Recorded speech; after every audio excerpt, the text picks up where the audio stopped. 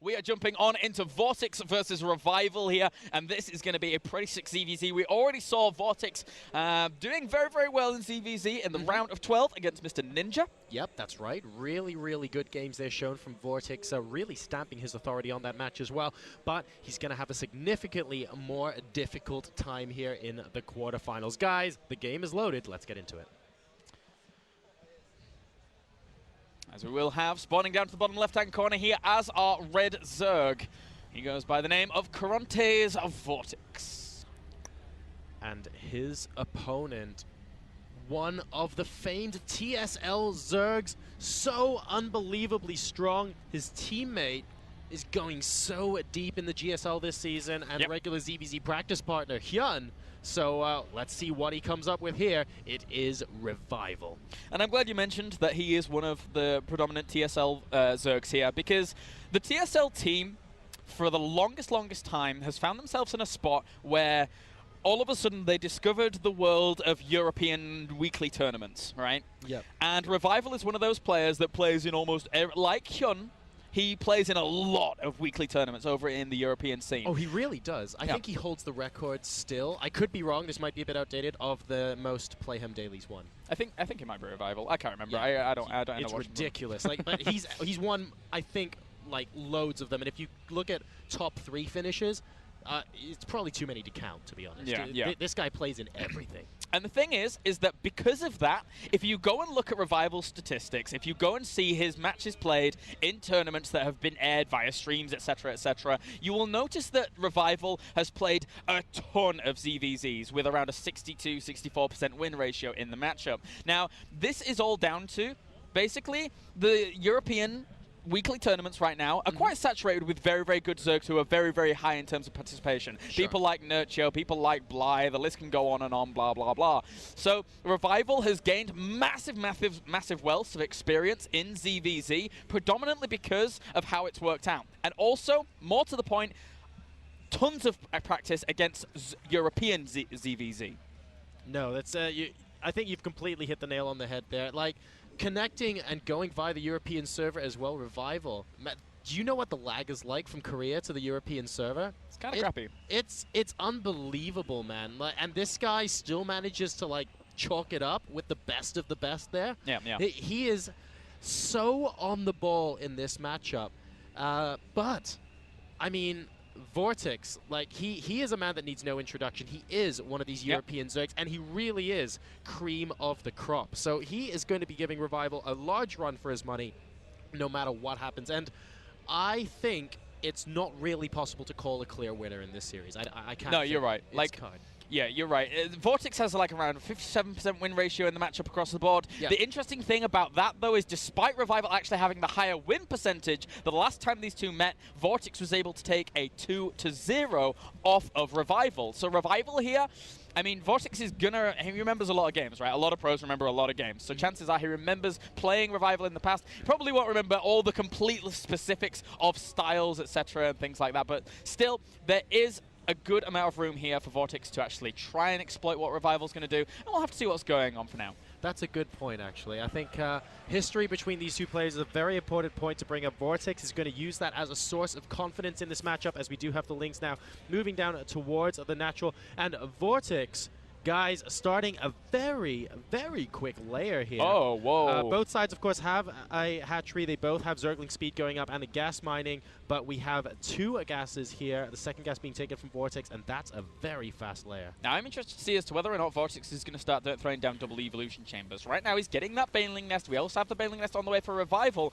Neither player is really positioned. Oh, actually, no. We have Vortix positioning it in a very nice defensive location to help protect his queens, potentially. But by the same token, this layer can mean a multiple amount of things. We'll have to see what he's going to do in terms of the gas timings, and we'll have to see what he's going to do in terms of those evolution chamber timings. And there we go. So both gases being taken almost as soon as Kalaris finishes mentioning that. Yes. The Baneling Nest will complete as well. And Vortix is going to be mining a lot of gas. Revival, though, not too far behind. He's taking 2 guys of his own, but bear in mind he did originally just take the 1. So he's going to be going up to 3 here. Yeah. And This looks, this is, super great There's fast a Spire Spire, here. yeah. This, as soon as those 2 extra gases go down, without any presence of those evolution chambers, gonna be that Spire, and it's out very, very quickly here. So right now, Revival, meanwhile, he's thrown down his Evolute, and we're actually cutting back over here to, oh my god, Who is Joe that Miller. thug? Someone put a crowbar in his hand and then run away from him. Oh my goodness. Well, that was kind of interesting. All right, anyway, back into this game. We have, oh my god, we have the layout now finishing up here for Revival, as well as the Evolution Chamber going down. He's probably going to end up going into what I would assume to be the Infestation Pit tech from here, but Vortix's Spire is going to be done so ridiculously quickly here that it's going to potentially cause Revival a little bit of an annoyance. Yeah, the Spire is going to finish before the Infestation Pit finishes for Revival. Of course, the Infestation Pit taking a lot shorter time to make, but still, like you said, Kalaris, the Spire started so unbelievably quickly, and we have an Overseer, should be able to scout everything going on in the main base here. And oh wow, yeah, 2 Overseers as well. He's scouting out everything instantaneously in the natural, in the main, and that's going to give Vortix a little bit of an opportunity to fake Mutas. He's going to make 5, and chances are he probably won't swing into any more production other than that. He makes a 6th one just to spite me. But anyway, the point is that from there on, now that Revival knows what's going on, we'll probably end up seeing Vortix here just reside himself to the fact that these Mutas can grab him map control and also grab himself that Roach Warren, as well as Infestation Pit Tech, as well as potentially that 3rd. Both sides going up to their 3rd bases here. And a Pathogen Gland's already on the way for Revival, so he will be able to start those Infestors very shortly indeed. He's going to be using them as a combination with Queens here to try and defend his hatches. Of course, in an ideal world, Vortix will want to try and make sure that 3rd gets denied, but he's not in a position to do so at the moment. We have 5 Spore Crawlers total being made, and like you said, Klaus, this might actually end up being a really cool move. Wait a minute, 7 Spore Crawlers? Well, that could be a lot. That's okay, a massive, massive overstep. 7 Spore Crawlers for 5 or 6 Mutalisks? Exactly, he's overcompensating here a lot, isn't he? Yeah, I mean, he should cancel some of those. He should just see the 6 Mutalisk and think, well, oh, actually, nice little bit of aggression here by Revival. He's been supply blocked significantly due to that Mutalisk actually gaining the control of the map. And the Mutalisks are going to, whoa, where are they going? And they don't want to sacrifice themselves. They still want to keep themselves that good space of map control. And for now, they will escape. Revival just really overcompensating for that here. And as a result, Vortix is actually up to 67 workers versus 52 for Revival right now, because don't forget, not only do each of those Spore Crawlers consume a drone, but on top of that, they cost money. So that's money that could be spent droning up even more. And Vortix just has a pretty nice lead right now as far as economy goes, thanks to that compensation that Revival did with those spores. And the great thing for him is now that once he finishes this next wave of drones, actually, he can just not make anything from here on but units. There's really no reason for him to start making more drones than the 674 he has. He can quite easily spread across 4 bases very nicely. He has great map control. Look at the mini-map right now. It's like a chessboard of Overlord positioning. He's got such great vision on the map with this that he knows exactly whenever his opponent's going to move out anywhere. He sees the 2 lings on the way. It's very geometrically pleasing. Yeah, it is actually. All right. I quite like that. We need to see like more mathematical shapes pop up, symmetrical Overlord distributions. Revival now moving around the map with some Zerglings, just going to be scouting everything that's going on here. Sees that Vortix is in the process of taking his 4th base, moves a Ling in to try and scout out the lateral enemy, and he has 3 Banelings morphing in the corner of the main base of Vortix. So Vortix needs to be a little bit careful here, else they actually sneak into some mineral lines, and they are rallied to go straight there. Because he doesn't have +1 weapons, they're not gonna like one-shot these, or +2 weapons. They're not gonna one-shot drones. So he gets a really nice connection there. But actually, if he'd have had 4 Zerglings, that would have been far more cost-effective. One of those Banelings basically just got wasted for nothing. So you make a good point. Yeah, unless of course all the circles actually cover. Anyway, the point is now that he's getting a few Hydralisks out, and whoa, so many more drones on the way here for Vortix. Actually, we need like a Venn diagram of Banelings to explain how. As long as you exactly get perfect what I mean, Venn diagram. Yeah, exactly. You can get 3 to work just as well as 4.